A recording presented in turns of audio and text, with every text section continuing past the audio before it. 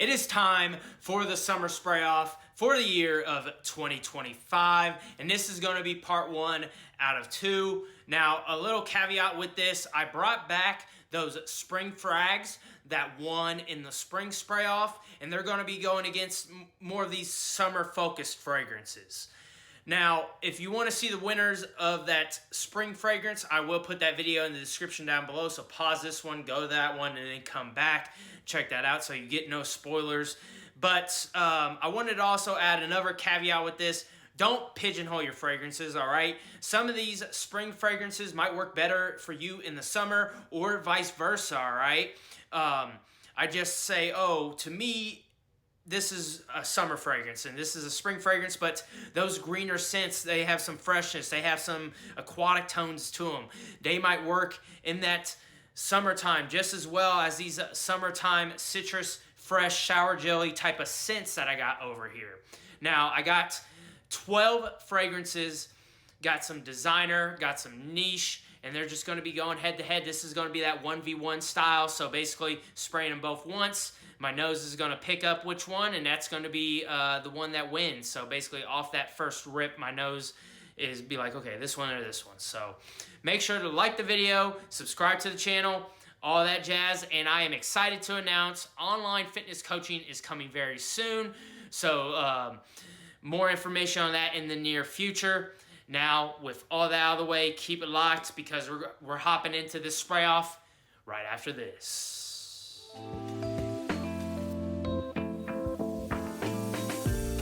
For battle number 1, I'm going to put 2 cheap fragrances up against each other. And the first one I got here is from the house of John Varvatos, and it is the OG Artisan. It's not Artisan Pure. Now, this one has a little nice woven bottle. Very nice. Like the feel of it. This is a 4.2 ounce bottle. You can get really good deals on John Varvatos fragrances, especially at this size. And I will say for this fragrance, it does have some performance and longevity problems, so that's why you got a 4.2 ounce bottle, and you could reapply throughout the day. Now, this one's a very nice kind of, I guess it got a little green tones to it, aquatic, some citrus, but yeah, for the price you can get this at, it is very nice, and I will say the flankers after it do a good job just as well. And this is going to remind people of Tom Ford's Neroli Portofino a little bit, but enough jabbering about John Varvatos here. And this one is going to go against Moschino Toy Boy, the men's floral fragrance here, very rose dominant, kind of synthetic to my nose. But there it is here. This one's also a cheap fragrance from discounters.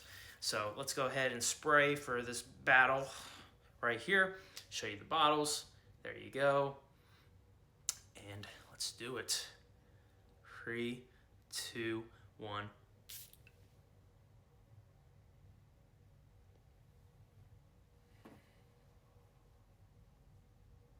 Man, that rose is prominent. We're getting Moschino Toy Boy, so the spring fragrance keeps its crown on this one.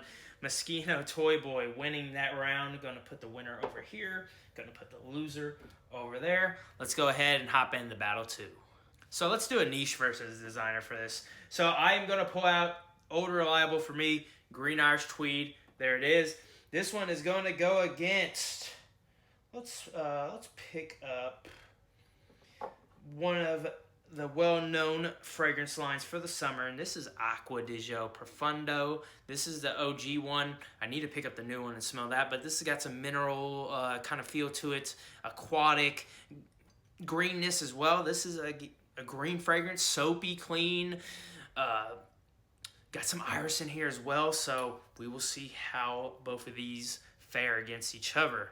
Alrighty, 3, 2, 1, go.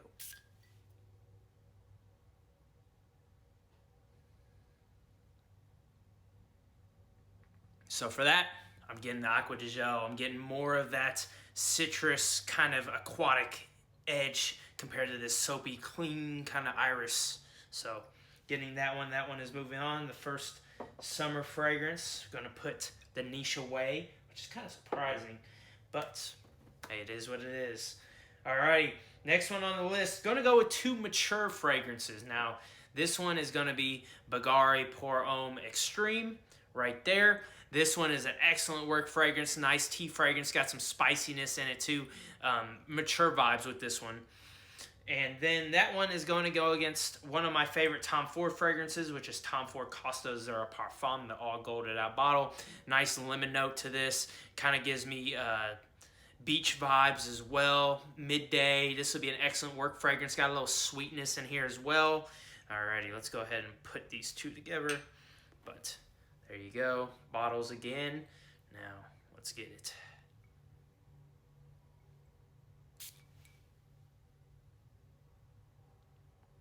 So with that one, again, Costas are getting a lot of that lemon right there.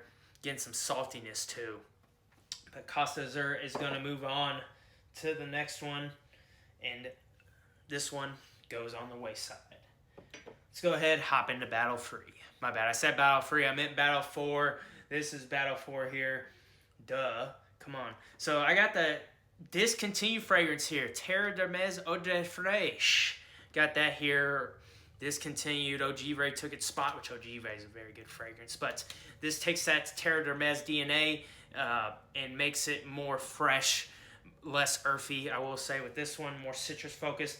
And this one is actually going to go against, let's put it up against this one right here. This is going to be To Me Atlas, okay? Vetiver, nice, clean, fresh, good work fragrance.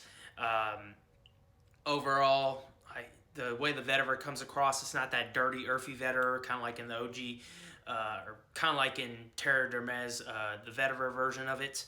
So, alrighty, let's go ahead and see which one wins here. So, there we go.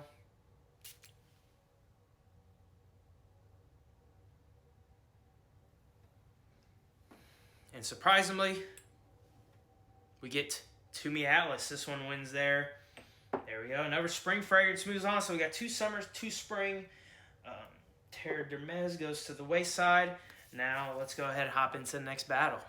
All right, so 2 more battles to go here. I'm going to pull out one of I guess it's too early to judge. Of course, it's still pretty early in the year, but I just picked this one up, and this is Goldfield & Banks Ingenious Ginger. It's going to remind me of a carbonated ginger ale a little bit. The bubbles are kind of on the top. Very nice, and it's going to remind people of Sospiro Barbato, and then Bvlgari Tiger, kind of puts you in that same vein, I will say. But very nice fragrance from Goldfield & Banks. And this one's going to go against Bleecker Street from Bond Number 9. A little caramel, blueberry, kind of grass shavings, very green type of fragrance. Very nice scent. So let's go ahead and put these 2 against each other. So going in for the sprays. 3, 2, 1.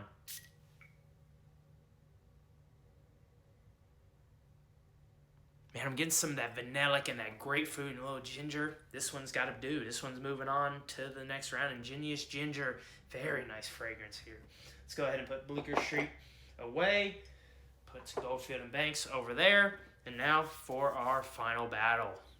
For the last 2, we actually got a cheaper designer versus a cheaper niche, which is kind of crazy to me. I didn't mean to do this on purpose. But this is one of my... I will say I really, really enjoy this fragrance. I guess one of my go-tos when House of Mancera, and it is Oud Lemon Mint. Really like the bottle. And you wouldn't think, when you hear oud in there, you wouldn't think it would work in that summer. That mint gives it enough. That citrus gives it enough with the lemon to work very well in that summertime. It does have a little sweetness, but it has a lot of freshness to it too because of that mint. And there's, of course, it's green, but Oud Lemon Mint. And this one's going against one of the fragrances I did not expect to like too much, but I bought it. It was cheap, and it is from Issey Miyake, and it is L'Eau d'Issey Pour Homme Intense. And this one's got a smoky vibe to it. Got some citrus. It's got that original DNA, but it adds some kind of smokiness, a little earthiness into that OG DNA from this. It's a good flanker. It's been out for a hot minute. I haven't tried really any of the new ones. I have to get my hands on. I saw they just released an Eau de Parfum concentration. I'll have to try that out. But enough blabbing about the 2. Let's go ahead and spray them and see which one in the air my nose picks up. 3, 2, 1.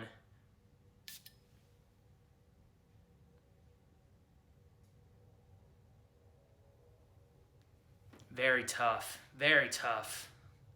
Got to give me a second on this one.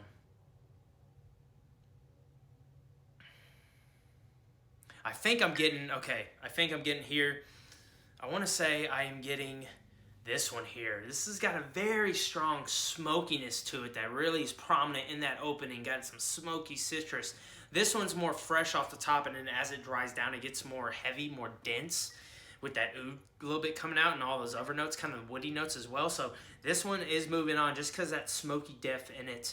So let me go ahead and pull out all these fragrances at one, which that's kind of surprising to me that I didn't pick up the Mancera, but let's go ahead and go through this list here. This one is moving on, and then this fragrance is moving on to Summer Part 2, Reflected Bottle, and then that bad boy there, and then Ingenious Ginger right there.